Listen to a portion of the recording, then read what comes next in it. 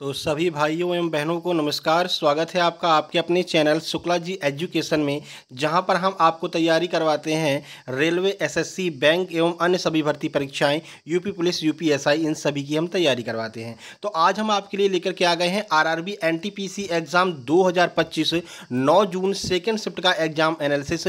जो रियल प्रश्न अभी तक हमारे पास में आए हैं उन सभी प्रश्नों को हम आपके लिए लेकर के आने वाले हैं। साथ ही साथ में आपको ये भी बता दें कि भैया प्रश्न बहुत सारे रिपीट हो रहे हैं। अभी आपको हम दिखाने वाले हैं कि पहला दिन जो पेपर हुआ था फर्स्ट शिफ्ट का, वहां के कितने सारे प्रश्न आज के 9 जून के सेकेंड शिफ्ट में रिपीट हुए हैं। ठीक है, देखिए, इसलिए वीडियो को शुरू से लेकर के अंत तक जरूर देखिएगा।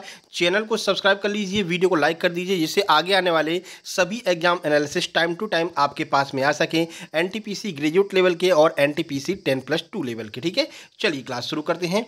क्लास शुरू करने से पहले आप लोगों को बता दें, एनटीपीसी ग्रेजुएट लेवल के जो एग्जाम चल रहे हैं इसी को ध्यान में रखते हुए हमने एनटीपीसी 10+2 लेवल के भी नोट्स तैयार किए हैं। तो अगर आपको ग्रेजुएट लेवल के नोट्स चाहिए या फिर एनटीपीसी 10+2 लेवल के नोट्स चाहिए तो ये सभी नोट्स मात्र 149 रुपये में। अभी तक ये प्राइस 199 था, लेकिन केवल 2 दिनों के लिए हमने 149 रुपये प्राइस कर दिया है। 149 रुपये में आप RRB group D, NTPC graduate level, NTPC 10+2 level के जो है नोट्स प्राप्त कर सकते हैं, जिसमें current affair, history, polity, geography, reasoning, ये सब कुछ आपको मिलने वाला है। मैथ के भी नोट्स, सब कुछ नोट्स आपको मिलने वाले हैं। इसके लिए कुछ खास करना नहीं है। 149 का पेमेंट इस QR कोड पर करना जो आपको दिखाई दे रहा है, और उस पेमेंट का स्क्रीनशॉट इस व्हाट्सएप नंबर 7052547003 इस पर आपको सेंड कर देना है। नीचे लिख देना है जो भी नोट्स आपको चाहिए, जैसे आरआरबी ग्रुप डी या फिर आरआरबी एनटीपीसी 10+2 लेवल, वो नीचे लिख देना है आपको और इस व्हाट्सएप नंबर पर सेंड कर देना है। तुरंत की तुरंत आपको नोट्स सेंड कर दिए जाएंगे। ठीक है, तो आप लोग अपने नोट्स तुरंत मंगवा लीजिए। जैसा अभी एनटीपीसी का ग्रेजुएट लेवल का एग्जाम आ रहा है, उसी को बेस बना करके हमने 10+2 लेवल के नोट्स तैयार किए हैं। ठीक है, तो कुछ खास करना नहीं, आपको जो भी है, जो भी सिस्टम है, सब कुछ आपको बता दिया है। बड़ा सिंपल सा स्टेप है। चलिए अब आज के प्रश्नों को देख लेते हैं। जीके जीएस करंट अफेयर से हम शुरुआत करने वाले हैं। देखिए, पहला प्रश्न है, हाल ही में हुए दिल्ली विधानसभा चुनाव में 2025 में किस पार्टी ने सबसे अधिक सीटें जीत करके सरकार बनाई है? कौन सी पार्टी ने अभी हाल ही में यहां पर सरकार बनाई है? ठीक है, इंग्लिश में भी लिखा हुआ है, इंग्लिश वाले इंग्लिश में पढ़ सकते हैं। चलिए ऑप्शन देख लें। 4 ऑप्शन है आपके सामने, आम आदमी पार्टी, भारतीय जनता पार्टी, कांग्रेस या फिर बहुजन समाज पार्टी। सही आंसर है ऑप्शन नंबर बी, बीजेपी यानी भारतीय जनता पार्टी ने अभी हाल ही में दिल्ली में सरकार बनाई है। अब आपको कमेंट बॉक्स में कमेंट करके बताना है कि दिल्ली की वर्तमान में मुख्यमंत्री कौन है। एक महिला मुख्यमंत्री बनाई गई है, वो मुख्यमंत्री कौन है, ये आपको कमेंट बॉक्स में कमेंट करना है। फिलहाल आपको जो है इस प्रश्न के बारे में कुछ जानकारी दे दें। देखिए, दिल्ली विधानसभा के सभी 70 सदस्यों का चुनाव करने के लिए 5 फरवरी 2025 को दिल्ली में 2025 के दिल्ली विधानसभा चुनाव हुए हैं। मतगणना और परिणामों की घोषणा 8 फरवरी 2025 को हुई है और भारतीय जनता पार्टी ने 48 सीटें जीत करके पूर्ण बहुमत हासिल किया और सरकार बनाई है। तो ये बिल्कुल लेटेस्ट का प्रश्न पूछ लिया। 8 फरवरी 2025 को रिजल्ट आया है और 8 फरवरी 2025 का करंट अफेयर का यह प्रश्न पूछा गया है। तो करंट अफेयर के लेटेस्ट प्रश्न आ रहे हैं, उन सबको हमने नोट्स में कवर किया है, वो सारे आपको जो है नोट्स में ही मिल जाएंगे। ठीक है, तो अभी बीजेपी ने सरकार बनाई है। इससे पहले अरविंद केजरीवाल जी की सरकार हुआ करती थी दिल्ली में, आम आदमी पार्टी।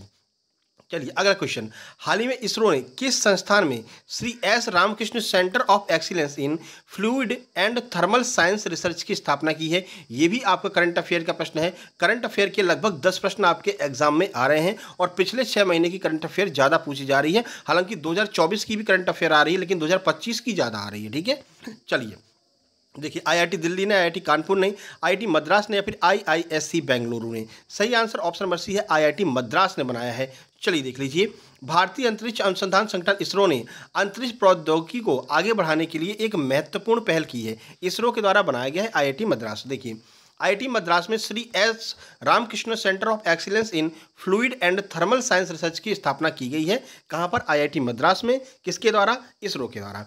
इस अनुसंधान केंद्र का उद्घाटन इसरो के अध्यक्ष वी नारायणन ने किया है। एक बात और देख लीजिए, अभी इससे पहले एक प्रश्न पूछा जा चुका है कि वर्तमान में इसरो के अध्यक्ष कौन है, तो वी नारायणन वर्तमान में इसरो के अध्यक्ष हैं। शुरू में पूछा गया था। ठीक है, यह केंद्र अंतरिक्ष अनुप्रयोगों में जटिल तापीय चुनौतियों को हल करने पर ध्यान केंद्रित करेगा। आगे बढ़े।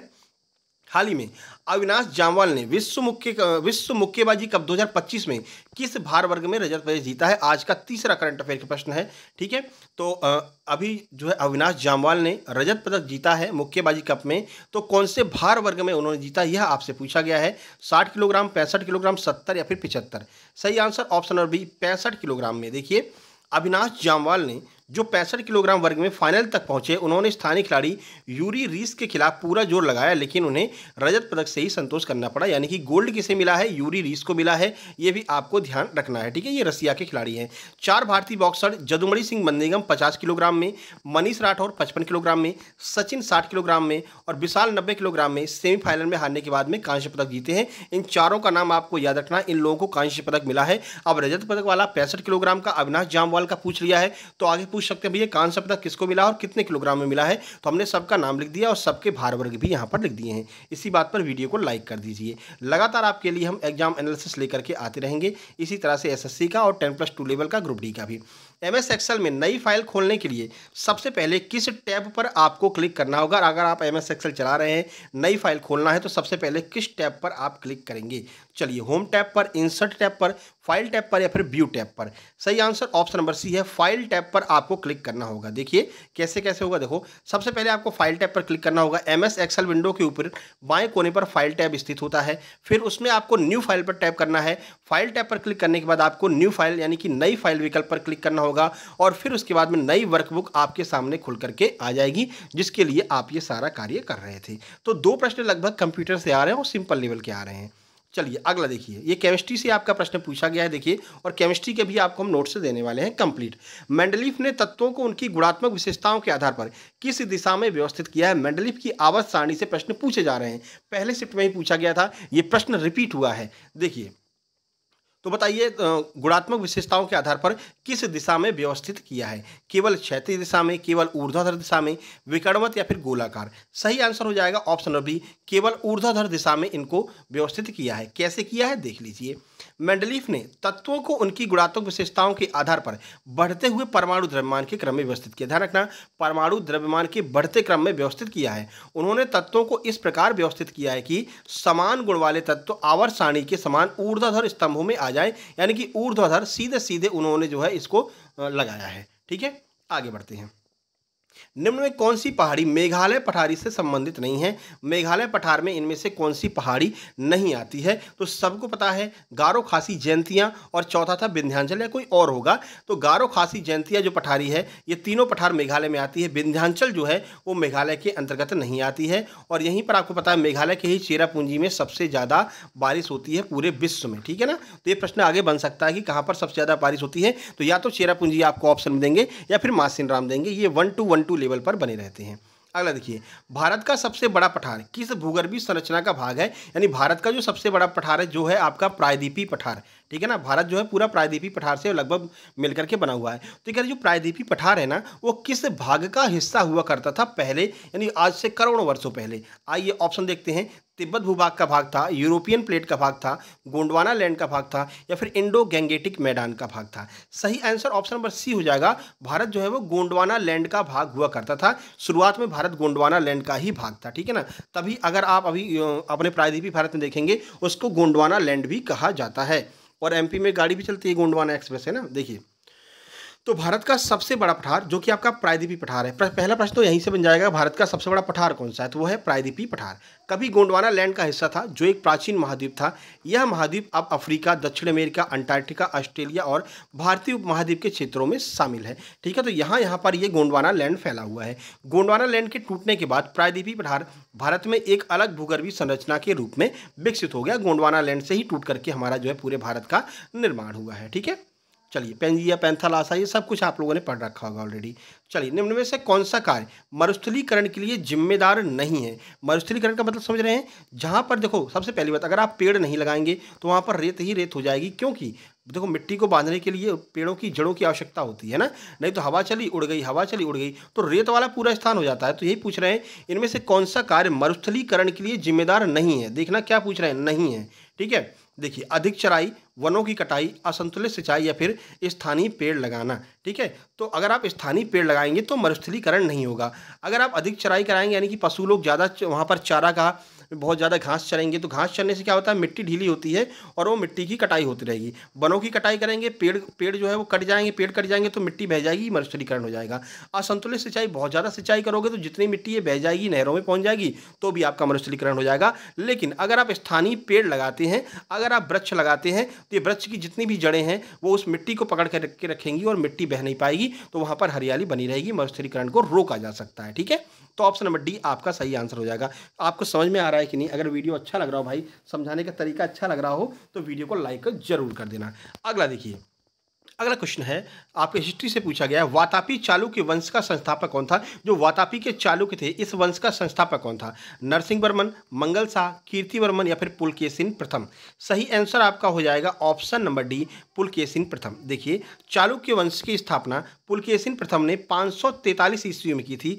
पुलकेशिन प्रथम ने वातापी, कर्नाटक के बागलकोट जिले में, आधुनिक बादामी जिसे हम कहते हैं, ठीक है ना, पहले इसको वातापी कहते थे, को अपने नियंत्रण में लिया। सबसे पहले चालुक्य वंश की स्थापना में पुलकेशिन प्रथम ने सबसे पहले बादामी को अपने नियंत्रण में लिया, इसे अपनी राजधानी बनाया, और पुलकेशिन प्रथम और उनके वंशजों को बादामी के चालुक्य या फिर वातापी के चालुक्य भी कहा जाता है। दोनों एक ही बात है। आगे बढ़ते हैं। भारत का सर्वोच्च न्यायालय किसका सतत प्रहरी माना जाता है? यानी कि किसकी रक्षा करने के लिए सर्वोच्च न्यायालय की स्थापना की गई है? सर्वोच्च न्यायालय हमारा इनमें से किसकी रक्षा करता है, किसके लिए जिम्मेदार है? चलिए ऑप्शन देखें। संसद के लिए, उच्च न्यायालय के लिए, मौलिक अधिकार के लिए, फिर चुनाव आयोग के लिए? सही आंसर आपका ऑप्शन नंबर सी हो जाएगा। यहाँ पर या तो संविधान होगा या फिर मौलिक अधिकार, एक ही बात है। ठीक है, तो मौलिक अधिकार के लिए भी आपको पता है आर्टिकल 32 ऑलरेडी पूछा जा चुका है। वही हम कह रहे हैं ना, बहुत सारे प्रश्न रिपीट हो रहे हैं। आर्टिकल 32 शुरू में पूछा गया था, बोला गया था भैया आर्टिकल 32 मतलब किस आर्टिकल को बाबा साहेब भीमराव अम्बेडकर ने संविधान की आत्मा कहा है? तो आर्टिकल 32 था। आर्टिकल 32 के तहत आपके मौलिक अधिकारों का अगर हनन होता है तो आप सीधे सुप्रीम कोर्ट में जा सकते हैं। यानी मौलिक अधिकारों की रक्षा करने का सतत कार्य कौन करता है? सुप्रीम कोर्ट करता है। ठीक है, तो आर्टिकल 32 इसका ऑप्शन नंबर सी सही आंसर हो जाएगा, और आर्टिकल 32 के बारे में हमने आपको बता दिया। अगला देखिए, स्टैटिक जीके से प्रश्न आया है, वर्ली चित्रकला में सबसे पहले एक लेप किया जाता है, वो जो लेप होता है, शुरुआत वाला जो लेप होता है, वो किसका बना होता है? यही आपसे पूछ रहे हैं। देखिए, गेरू मिट्टी का, चूना का, कोयला का या फिर रेत का? सही आंसर ऑप्शन नंबर ए, गेरू मिट्टी का बना होता है, जो शुरुआत में लेप करते हैं। अब कैसे करते हैं आइए बता दें। देखो, वर्ली चित्रकला में सबसे पहले दीवार या कैनवास पर गाय के गोबर और गेरू का लेप लगाया जाता है। सबसे पहले क्या करते हैं? गाय का गोबर लगाते हैं, फिर गेरू का लेप लगाते हैं, जो लाल मिट्टी होती है। यह लेप चित्रकला के लिए एक आधार बनाता है, एक बेस बना देता है, जिस पर बाद में सफ़ेद रंग से आकृतियां बनाई जाती हैं। एक स्रोत के अनुसार गाय के गोबर और गेरू का लेप प्राकृतिक और टिकाऊ विकल्प है, जो चित्रकला को अनोखा लुक देता है। यानी कि ये बहुत जल्दी, जैसे पानी वानी पे अगर गिर गया ना तो सोख लेता है, बहुत जल्दी ये घुलता उलता नहीं है, जिससे कि ये एक बढ़िया लुक मिलता है चित्रकला को। तो वर्ली चित्रकला में सबसे पहले गेरू मिट्टी का लेप लगाया जाता है। आगे बढ़िए। अगला प्रश्न है, भारत छोड़ो आंदोलन के दौरान समानांतर सरकार का गठन कहां पर किया था? यह आपसे पूछ रहे हैं। पैरेलल गवर्नमेंट का गठन जो है कहां पर किया गया था? वाराणसी में, इलाहाबाद में, ठीक है, लखनऊ में या फिर बलिया में? सही आंसर है ऑप्शन नंबर डी, बलिया में इसकी शुरुआत की गई थी। बलिया में समानांतर सरकार की नींव रखी गई थी। देखिए, भारत छोड़ो आंदोलन के दौरान कई जगहों पर समानांतर सरकारें स्थापित की गई। प्रमुख स्थानों में कुछ हैं। पहला है जैसे बलिया उत्तर प्रदेश में, यहाँ पर सबसे पहले। उसके बाद में तामलुक बंगाल में, सतारा महाराष्ट्र में, और तलचर उड़ीसा में भी जो है एक पैरेलल गवर्नमेंट की स्थापना की गई थी। फिलहाल आपका answer option number D, Ballia Uttar Pradesh हो जाएगा। चलिए आगे बढ़ते हैं। अगला प्रश्न है, हाल ही में केंद्र सरकार ने भारतीय रिजर्व बैंक का किसे 26वां गवर्नर नियुक्त किया है? सेम टू सेम प्रश्न रिपीट हुआ है। पहले दिन सेकंड शिफ्ट में यह प्रश्न पूछा गया था और देखिए रिपीट हो गया है। 26वां गवर्नर किसे नियुक्त किया गया है? आरबीआई का। चलिए देखते हैं। शक्तिकांत दास, उर्जित पटेल, संजय मल्होत्रा, रघुराम राजन? सही answer option number C, Sanjay Malhotra. चलिए कुछ इसके बारे में एक्स्ट्रा फैक्ट देख लीजिए, जहां से आगे प्रश्न बन सकता है। संजय मल्होत्रा आरबीआई के 26वें गवर्नर नियुक्त किए गए हैं। केंद्रीय वित्त मंत्रालय के राजस्व सचिव संजय मल्होत्रा को भारतीय रिजर्व बैंक आरबीआई का 26वां गवर्नर नियुक्त किया है। वे 11 दिसंबर 2024 को पदभार ग्रहण कर लिया इन्होंने, जबकि मौजूदा गवर्नर शक्तिकांत दास 10 दिसंबर 2024 को सेवानिवृत्त हो गए हैं। ठीक है, अभी तक कौन थे? तो ध्यान रखना, 25वें गवर्नर शक्तिकांत दास थे, जो कि रिटायर हो गए हैं। उनके स्थान पर संजय मल्होत्रा आ गए। आगे बढ़िए। सिमलीपाल टाइगर रिजर्व किस राज्य में स्थित है? स्टैटिक जीके से प्रश्न पूछा है, आइए देखते हैं। उड़ीसा, महाराष्ट्र, आंध्र प्रदेश, मध्य प्रदेश? सही आंसर ऑप्शन नंबर आपका हो जाएगा ए, यानी कि उड़ीसा। देखिए, तो सिमलीपाल टाइगर रिजर्व ओडिशा राज्य में स्थित है। यह ओडिशा के मयूरभंज जिले में स्थित है। यह एक राष्ट्रीय उद्यान और टाइगर रिजर्व दोनों है और इसे यूनेस्को के बायोस्फीयर रिजर्व की सूची में भी शामिल किया गया। ओडिशा में है आपका यह टाइगर रिजर्व। आगे बढ़िए। गिरनार पर्वत पर स्थित सुदर्शन झील का पुनरुद्धार किस शासक ने करवाया था, यानी उसका मरम्मत मेंटेनेंस किस शासक ने करवाया था। चलिए देखिए, स्कंदगुप्त, समुद्रगुप्त, रुद्रदामन या फिर चंद्रगुप्त विक्रमादित्य। सही आंसर हो जाएगा रुद्रदामन। देखिए, गिरनार पर्वत पर स्थित सुदर्शन झील का पुनरुद्धार शक शासक रुद्रदामन प्रथम ने करवाया था। उन्होंने झील का जीर्णोद्धार लगभग 150 ईस्वी में करवाया था। यह टाइम भी आपको याद रखना है। तो ये आज के प्रश्न हैं जो एग्जैक्ट प्रश्न हमारे पास में सबने भेजे हैं। ये हमारा व्हाट्सएप नंबर है, इस पर आप लोग अपने प्रश्न भेज सकते हैं, अपने नाम के साथ में जरूर भेजिएगा। इसी नंबर पर मैसेज करके आप लोग अपने नोट्स भी प्राप्त कर सकते हैं। ठीक है, अगर आप मध्य प्रदेश के निवासी हैं तो आप मध्य प्रदेश की परीक्षाओं के ईएसबी के नोट्स प्राप्त कर सकते हैं। अगर आप यूपी के उत्तर प्रदेश के निवासी हैं तो यूपी एसआई के कंप्लीट नोट्स उपलब्ध हैं मात्र 199 रुपये में। यूपी पुलिस के कंप्लीट नोट्स कांस्टेबल के मात्र 199 रुपये में और अन्य सभी भर्ती परीक्षाओं के कंप्लीट सुपर सिलेक्शन नोट्स उपलब्ध हैं। इस व्हाट्सएप नंबर पर मैसेज करके आप लोग प्राप्त कर सकते हैं। फिलहाल वीडियो को लाइक कर दीजिए, चैनल को सब्सक्राइब कर लीजिए पहली बार आए हैं तो, और मिलते हैं थर्ड शिफ्ट के एग्जाम एनालिसिस में। तब तक के लिए नमस्कार, धन्यवाद।